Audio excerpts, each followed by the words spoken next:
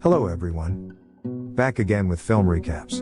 In this video, I'm going to recap one of the horror psychological films from 2024, titled Presence. Before we get to the storyline, I'd like to wish everyone a happy and great day. Without further ado, let's get straight to the storyline. The movie opens with an unseen entity, also called the Presence, wandering through an empty house. After exploring the place for a while, it settles into a closet in one of the rooms, and spends the night there. In the morning, the Presence exits the closet and looks out the room's window, where a realtor parking her car outside and entering the house. The Presence rushes downstairs, and watches as the realtor welcomes a potential family of buyers. The family includes a married couple, Chris and Rebecca Payne, with their teenage kids, Tyler and Chloe. While exploring the house, Chloe comes across an unusual antique mirror, and the realtor informs her that it is more than a century old. In the meantime, the couple starts talking about the house, and Rebecca is determined to buy it even though it's out of their budget. She claims it is close to Tyler's school, and will allow him to focus on his swimming career. Chris counters that it is a big change for Chloe, who has recently lost someone close to her. But Rebecca seems very dominant, and pushes ahead with the deal without her husband's consent. All the while, the unseen Presence keeps an eye on them. It follows Chloe upstairs into the room, where the Presence usually resides in the closet. The next day, a few workers arrive to paint the house, and we see everything through the perspective of the Presence. Surprisingly, we learn that one of the painters senses something off in the room, and refuses to enter. In the following scene, we see that the house has been fully furnished, and the Payne family has already moved in. The Presence watches them and their activities throughout the day, but does nothing to harm them. It also notices that Rebecca is going through some trouble at work due to a fraud case. One evening, the Presence listens in on a conversation between Rebecca and Tyler, where she expresses how much she loves him more than Chloe. She tries to imply that even though she may have done some bad things, it was all to make him happy. Although Tyler is touched by her words, he also feels a bit weirded out, and walks away from there. Later, the Presence goes to Chloe's room, where she is crying for some reason. She tries to sleep, but senses someone's presence in the room, and is startled. Chloe then approaches the same closet where the entity resides, and suddenly calls out the name Nadia, but doesn't receive any response, so she goes back to her bed. The next morning, while Chloe is in the bathroom, the Presence notices her scattered books and study materials on the bed. It then neatly arranges them, and places them on her desk.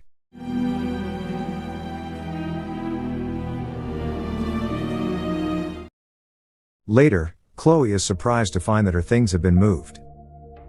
Chris hears her scream and asks what's the matter, but Chloe lies and explains that she thought she saw a mouse, which turned out to be a false alarm. Later, Chris chats with Rebecca, and expresses concern about Chloe, who rarely speaks these days, and is frequently heard screaming. It turns out that her friend, Nadia, was found dead, and Chris fears that Chloe might also take such harsh steps. He suggests taking her to a doctor, but Rebecca disagrees. Here, it is clear that she doesn't care about her daughter, and insists that Chloe has always been an anxious kid, which isn't a big deal. The next day, Tyler brings home his friend, Ryan, and introduces him to his sister. Ryan and Chloe greet each other, after which Tyler takes him to his room.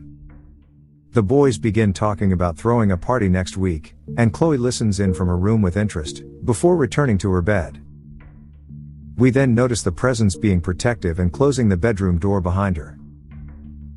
That evening, Chris finds Rebecca deleting all her emails, and she claims it's because a virus has gotten into her laptop.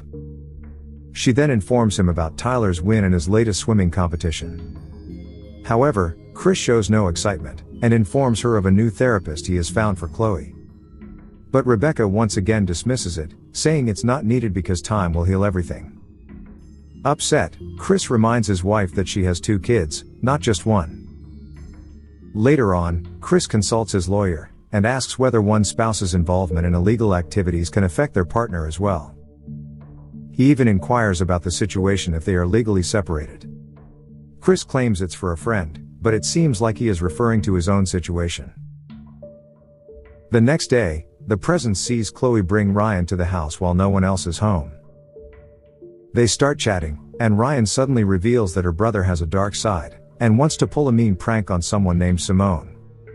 A surprised Chloe asks if Simone did something wrong to Tyler, but Ryan says he doesn't know. The two then head to her room where they smoke some weed, and Chloe begins talking about her late friend, Nadia. Ryan mentions that he knew her, as they met once at a party. Chloe starts to vent her grief and cry, so Ryan gives her comfort. He also opens up about how toxic his mom is, and how she makes all the decisions for him. One thing leads to another, and they start making out passionately. But this act enrages the presence, which then knocks everything hanging in the closet onto the floor. Upon seeing this, Ryan doesn't think much. But then... What? Nothing. What happened? Nothing. When Ryan asks what happened, Chloe lies and says it's just weed.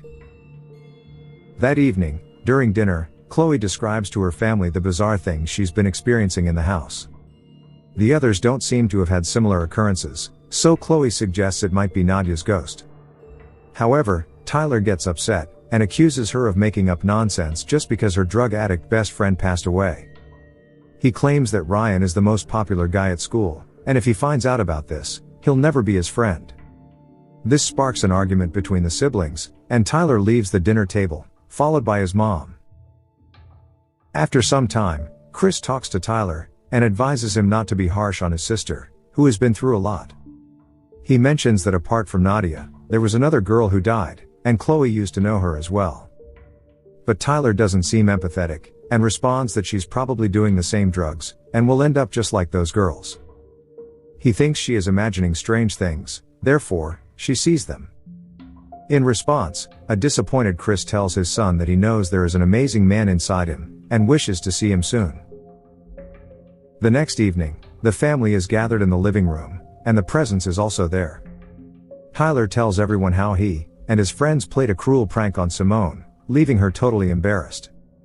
Rebecca listens to this with interest, but Chris and Chloe don't support his behavior. Chloe then scrolls through her Instagram, and discovers that Simone's embarrassing picture has been circulated online. She accuses Tyler of posting it, but he tries to explain that it wasn't him. Upon hearing all of this, the presence is enraged, so it quickly rushes up to Tyler's room and shakes the whole place, knocking things around. The family hears the commotion and rushes to Tyler's room, where they are shocked by the bizarre sight. Here, an amused Chloe reveals that it's Nadia causing this. The family then steps outside, and is too scared to go back in. They consider moving out, but Chloe informs them that Nadia's ghost has been communicating with her for quite some time. She claims that the ghost won't hurt anyone and, instead, it seems to need help with something. Upon hearing this, the family reluctantly agrees to head inside, and Chris calls the realtor to report the situation, but the realtor claims that there has never been such an incident in the house. She also reveals that her sister-in-law is a psychic, and can come to inspect the house tomorrow. The next day, the psychic arrives with her husband, and even before entering the door, she is startled by the presence. This is my wife, Lisa. Please, come in. Yeah. Once inside, she looks at the antique mirror, and gets an eerie feeling from it. She confirms that there is indeed a presence in the house, but she isn't sure whether it's Nadia or someone else. The psychic states that the presence is confused about why it's here, and is trying to figure out the reason. She adds that time works differently in the spirit world, so the presence could be from a past or future event. She claims that it has a purpose here, and will only leave once that is fulfilled. Next, the psychic remarks that she loves old mirrors, because they're like old people, who have seen more. But all of a sudden, she feels a strong presence, and becomes visibly pooped. Her husband then informs Chris that when his wife experiences something like this, it takes a physical toll on her, and she can't work for a few days. Chris understands what he means and pays him. After the couple leaves, Tyler gets mad and feels that this psychic woman is only encouraging his sister's delusions. Rebecca is also mad that her husband paid them, and refuses to let the woman ever come back to their home. However, the other two believe what the psychic said is true, and Chris worries that he might have made things worse. Meanwhile, the presence, who has been observing everything, decides not to bother the family, and heads back to the closet. A few days later, the presence who is still in the closet notices Ryan and Chloe being intimate in the room, and it turns away from them. Afterward, Ryan offers Chloe some juice, and heads downstairs to the kitchen, while Chloe enters the bathroom to take a shower. Ryan soon returns, but he suddenly puts something in her juice, which is noticed by the presence. Shortly after, Ryan casually asks Chloe to drink the juice. But Oh my god! Fuck was that shit? Ryan thinks he must have put it too close to the edge and doesn't give it much thought. After cleaning up, Ryan tells Chloe that he loves her, and wants to spend more time with her. In response, she states that her parents are leaving for a work trip this weekend, and invites him to stay the night. But Chloe is worried about her brother, so Ryan says he will deal with him by putting a sleeping pill in his drink. The two then begin making out again, so the presence feels uncomfortable and heads to the closet. The next day, the worried psychic meets Chris outside the house. She claims that she had a dream, and warns Chris that the presence is here for something that hasn't happened yet. She saw a window in her dream that doesn't open, but Chris doesn't take her words seriously. The psychic also briefly stares at the window in Chloe's room, from which the presence is also watching her. The following day, Chris and Rebecca are seen preparing to leave for a work trip. Before departing, Chris tells Chloe to take care of herself, and not bring anyone into the house while they're gone. She says okay, but he doesn't fully trust her, and advises her not to make any wrong decisions. The couple then exits the house, while the presence watches them through the window. Later that night, we see Tyler blasting loud music and drinking alone in the living room. He soon gets a text, and finds out that Ryan has shown up outside. Tyler excitedly lets him in, and offers him a drink as well. But Ryan heads to the kitchen, and decides to mix some juice in their alcohol. While making the drinks, Ryan shouts to Tyler about Simone. He claims that she has gone on a mental leave, and may not be coming back.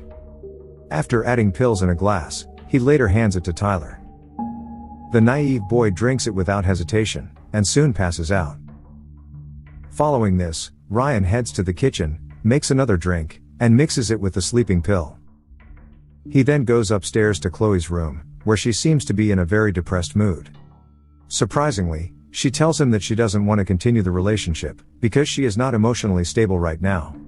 This upsets Ryan very much, and he asks if he's done something wrong. But Chloe says it's not his fault, and proceeds to comfort him, during which he offers her the drink. This time, she drinks it, and even the presence fails to stop her. As a result, Chloe soon becomes drowsy due to the pill.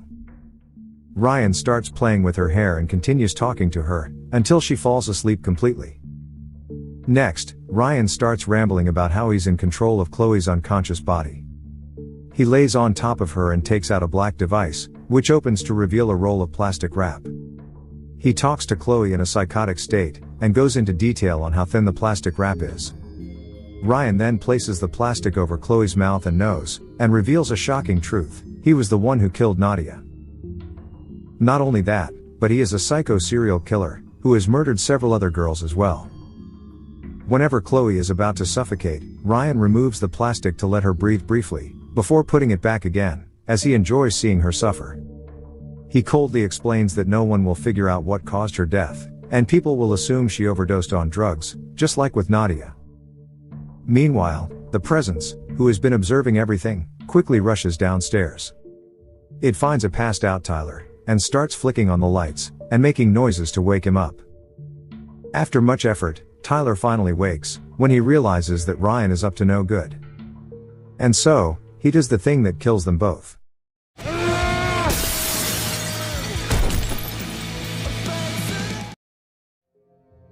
The scene cuts to a few days later, where we see Chloe grabbing the last item from her closet in her now empty room. It turns out the family has decided to move out after all the tragedy that occurred. Chloe urges her mom that they should leave, but a distraught Rebecca asks her to go ahead, saying she wants to stay for one more minute.